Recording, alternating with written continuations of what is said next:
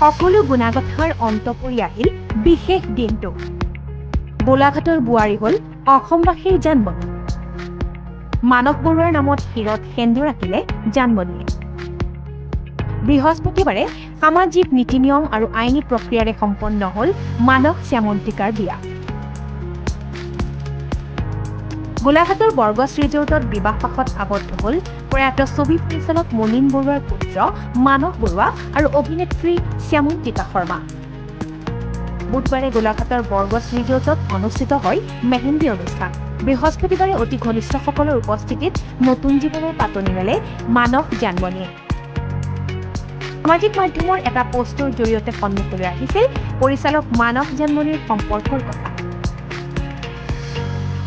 শেহতীয়াকৈ দুয়োজনৰ পৰিয়ালবৰ্গই আনুষ্ঠানিকভাৱে তেওঁলোকৰ সম্পৰ্কক আগবঢ়োৱাৰ সিদ্ধান্ত গ্ৰহণ কৰে।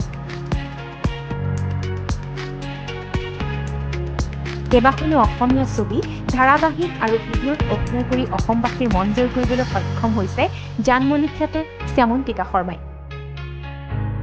পূৰ্বে কলকাতাৰ নৌসেনাৰ এগৰাকী বিষয়াৰ সৈতে বিবাহপাশত আবদ্ধ হৈছিল শ্যামন্তিকা শৰ্মা। পূৰ্বৰ স্বামীৰ সৈতে বিবাহ বিচ্ছেদৰ পাছত আজি মানস বৰুৱাৰ সৈতে পুনৰ নজীৱনৰ পাতনি মেলে শ্যামন্তিকা শৰ্মাই।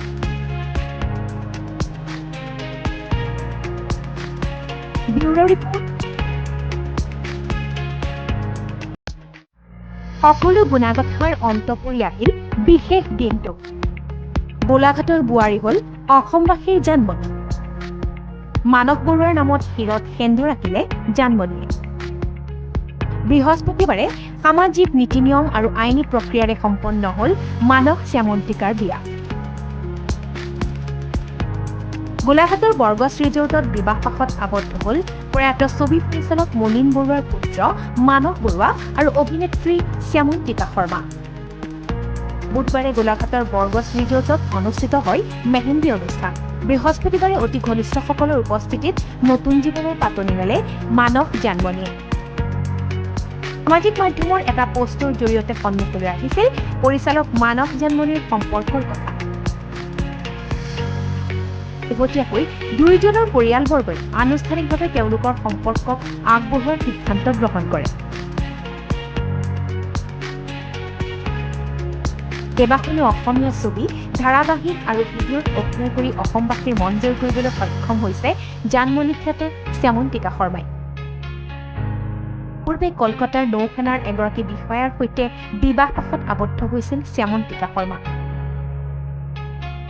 পূৰ্বৰ স্বামীৰ সৈতে বিবাহ বিচ্ছেদৰ পাছত আজি মানস বৰুৱাৰ সৈতে পুনৰ নজীৱনৰ পাতনি মেলে শ্যামন্তিকা শৰ্মাই।